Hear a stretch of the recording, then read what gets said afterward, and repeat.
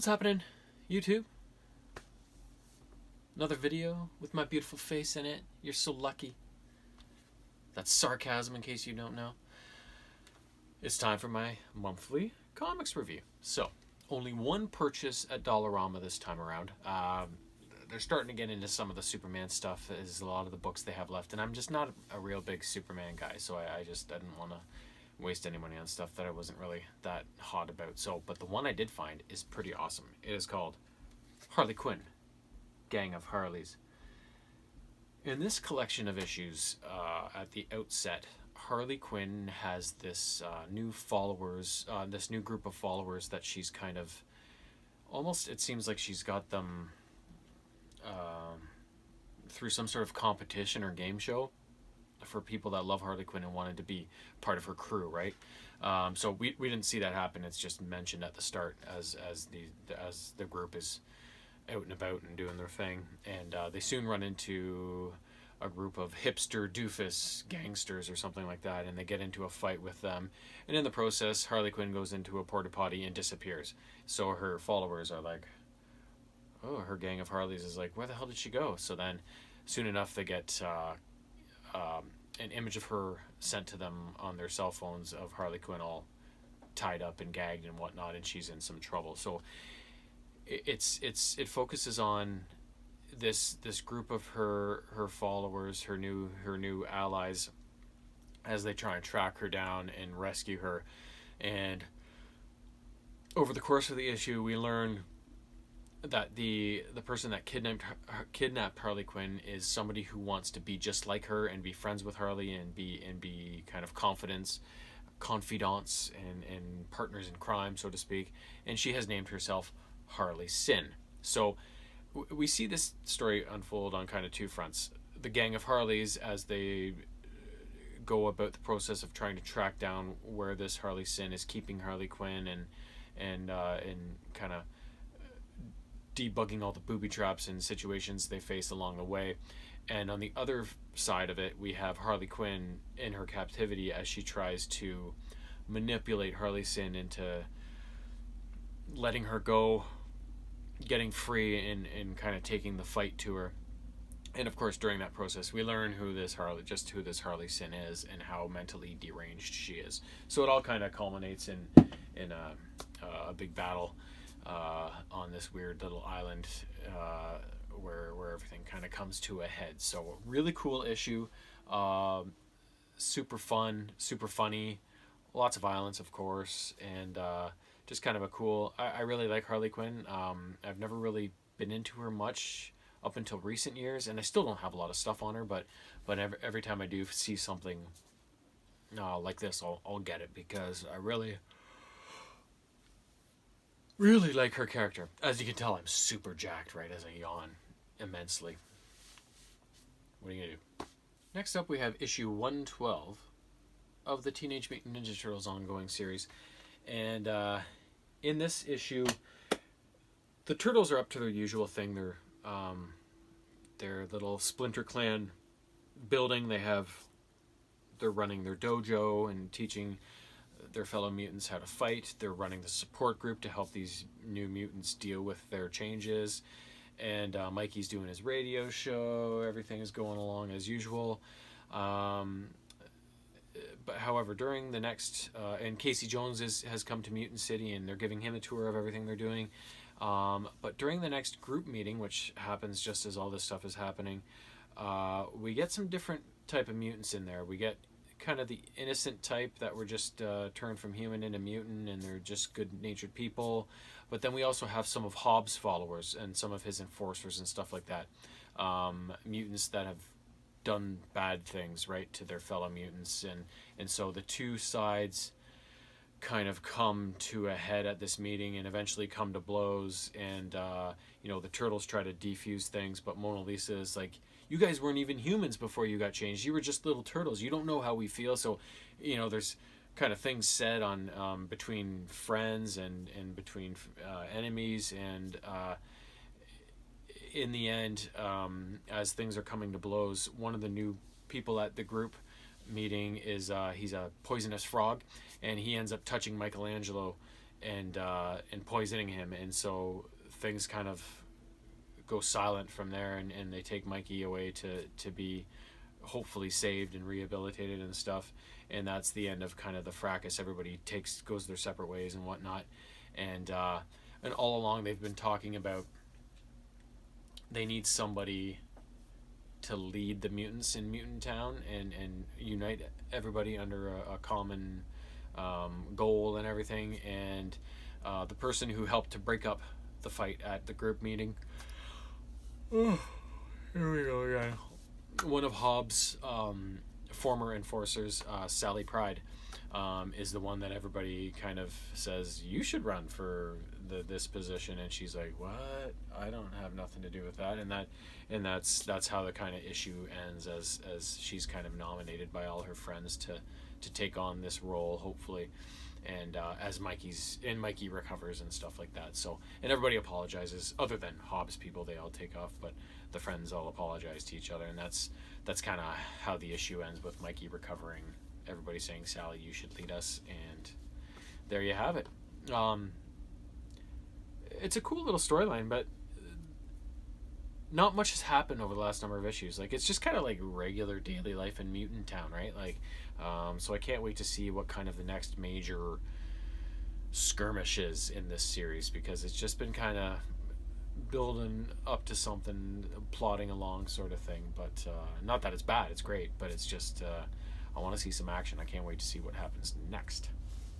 Next up, we got some G.I. Joe, a few issues, and they were all very good in their own way, all very different. So the current ongoing series, I had first up is number 276, and it's now under the subtitle of Untold Tales. So they're all kind of one-off tales of, from somewhere in the G.I. Joe timeline. And in this one, 276, it features Snake Eyes, Scarlet, Torpedo, and Stalker as they covertly get dropped into Trucial Abysmia, something like that. It's a place that features into a lot of G.I. Joe stories anyways. They are going after I believe an evil Swiss scientist by the last name of Hunzucker or something like that, who is responsible for coming up with this type of gas that has been used to like level whole villages in this area and kill tons of people. And meeting them on the ground are a couple of local rebels named Amon and Zara, who help the Joes get to the facility that Hunzucker is at. And the rest of the story is just them covertly getting inside, locating him, and then going after him.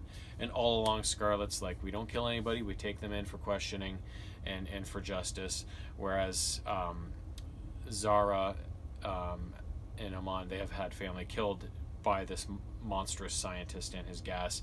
And so Zara especially is a little more bent on vengeance. And so they eventually do locate the scientist, they go after him, and in the end, Zara sacrifices herself in order to kill this guy and end him. So pretty cool episode. Anytime Snake Eyes is involved, it's always good, right? Next up, issue 277. In this Untold Tale, it takes place after events from somewhere in the timeline, after Cobra has apparently raided the G.I. Joe pit, their secret base under the desert floor, and so the lights are off, everything's in confusion. So a few Joes in there, Scarlet, Snake Eyes, somebody else was in there, maybe Flint, and as well as Law and Order, who you see on the cover. Law is a man, Order is his dog. They all set off in their own directions to make sure Cobra is out of the facility and things are okay to start being reset and cleaned up and everything. So Law and Order descend to the bottom of the pit and kind of go underneath into the tunnels and stuff, the sewers or whatever they are. And during this process, they find a group of Cobra Vipers planting a nerve gas or something like that they plan on setting off through the pit and killing all the Joes that are in the pit, sort of thing. So Law and Order have to take on these Vipers and prevent that from happening, basically. And it's a pretty tough fight for the two, as they're up against many more foes. They're outnumbered, but Never underestimate a man and his dog, right? Last for G.I. Joe is number 3 of the Snake Eyes series that's going on right now. And in this one, the Grave Master and his daughter have roped Snake Eyes into doing a job for them, which will reclaim an object called the Dead Sword, which the Grave Master needs for some reason. So they force Snake Eyes to fight this giant snake. It's got a Norse name, like it's something right out of Thor, Jormungandr or something like that. And so Snake Eyes has to fight this snake and claim the sword in order to beat it and stuff like that. But suddenly Storm Shadow shows up on the scene, and he's got a history with these people, and he tries to help Snake Eyes defeat this thing and whatnot, and make sure that these two don't get their hands on the sword. But in the end, they do, and right as the issue ends, we see a small team of Joes show up on the scene and confront the Grave Master alongside Snake Eyes and Storm Shadow. So it kind of leaves on that bit of a cliffhanger, but we'll see what happens soon enough in issue number 4. Last up, we have a bunch of Transformers. First one from the regular ongoing series is number 25, and it now holds the subtitle War World. This one's a bit bigger, being the 25th issue, and a lot of stuff happens. Wheeljack gets back to the surface of Cybertron after his little debacle with the moon, and he finds everything in chaos, with Megatron kind of taking over the Senate, capturing all the senators. The Autobots are kind of running scared with being overpowered by the Decepticons, but Ironhide and Hound and some other guys like Prowl and Sideswipe, they plan an insurrection, and they go on a secret mission to recover the senators and stuff, and they are ultimately successful, and they also rescue the first senator, Sentinel Prime, the leader of kind of the Senate and whatnot, and Megatron sends his goons after him, and they actually kill Sentinel Prime. He is dead. So in the end, the Matrix of Leadership appears out of Sentinel's chest and chooses Prime as the next Prime. So this is where we see him change from Orion Pax into Optimus Prime. And during this issue, lots of there's other deaths as well. It's a really violent kind of issue, and yeah, but the big news is that Sentinel dies and Optimus becomes the new kind of leader, right? Also got the next one, issue 26 of this series, and in it's kind of the aftermath of everything that's happened. Termagax, the robot who is kind of responsible for the Ascenticons first kind of questioning the Senate and stuff, sees what Megatron has done and does not approve with all the violence and the death and the forceful takeover of the Senate. Termagax wanted things to be peaceful and through proper channels and that sort of thing to affect change that way. So she shows up on the scene and challenges Megatron, and he just blasts her, but it's kind of a trick on her part, so there's more to it than that. And also Megatron tries to recruit Starscream to his cause. The Autobots call a certain ally to come out of hiding and kind of help them, sort of thing. And yeah, and it all kind of ends there on a bit of a cliffhanger when Termagax is disproved with Megatron's reaction to her reappearance, and she kind of sets off to apparently do something about it, so we'll see what happens there. Next up, issue number 12 of the Transformers Galaxies kind of sub-series. And in this one, it's still Ultra Magnus who went after Alpha Trion because he was lost. And he, of course, found him and whatnot, as we know. And in this one, it's all action as the ship, Sound Blaster's ship that they are on, is falling towards a black hole and is going to go Nova or whatever the hell they do and be lost. So... and at the same time, they're being chased by alien species that are shooting away at them because Sound Blaster has been up to no good in a number of systems, and so there's people after him. So they're kind of trying to fight off this threat while also not get sucked into a black hole. And eventually, Ultra Magnus is like, we got to abort this ship, Alpha Trion, and get you to safety and just get us the hell out of here. And Sound Blaster's like, no way. You guys, you guys owe me. I don't know why he thinks they owe him, but we're staying the course on this. And so they get into a bit of a fight with Sound Blaster, and eventually kind of escape at the last minute. And once they get back to the ship, they have a whole whack of messages waiting for them from back on Cybertron, saying that the Ascendicons changing to the Decepticons taking over the Senate, and most recently the Decepticons killing Sentinel Prime. So this is kind of going on right at the same time, and it shows that Ultra Magnus and his forces are hopefully going to be heading back to Cybertron to help Optimus Prime deal with the mess that Cybertron has suddenly found itself in. Last up, Transformers Escape. It's kind of a separate series, but it all takes place within this whole sequence of events. It's kind of taking place on two fronts. Wheeljack is with Hoist and Ratchet in the Autobot kind of med bay, and he's questioning, the tether has fallen. He's had his recent episode with the moon, and he's questioning, like, what the hell is going on here? Like, this is a mess. Cybertron's a disaster. The Decepticons are just killing people and acting like bullies, and sure enough, a group of Decepticons show up at the medbay and give these Autobots a bit of a hassle, and it doesn't look like it's going to end well, but they eventually turn them away somewhat peacefully. And the other thing that's going on is that Hound has been out on the surface of Cybertron surveying the damage of the Tetherfall and stuff, and he finds a species of organics hiding away, and discovers that the Insecticons have been kind of feasting on them, and he wants to make that situation go away, right?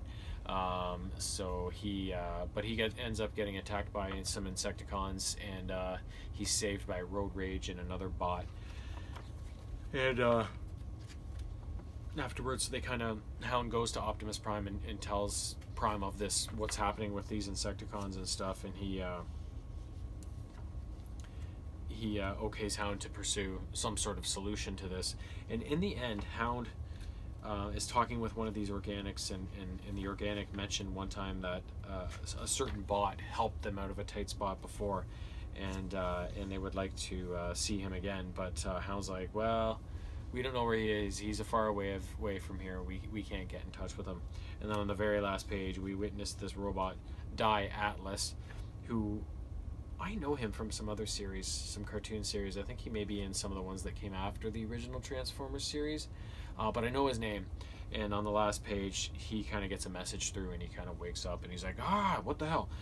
So we might see this robot enter the fray, this Die Atlas. So anyways, that's it. A bunch of Transformers, a significant amount of G.I. Joe, a Lonely Turtles issue, and of course the Harley Quinn kind of is what was available for me this month. It's been hard because now that we're in lockdown again, I can't go into Heroes and look around and see if there's any that I'm kind of missing. So I'm just kind of taking what they're putting in my bag. But there's some, like the Jenica series, the Last Ronin series, the Transformers Back to the Future series. I know there's some that I maybe have missed the next issues in line, but hopefully soon enough I'll be able to get back actually into the store and get everything up to date, and even maybe look for some back issues on some older series. But we'll see. Anyways, that's it for now. Peace.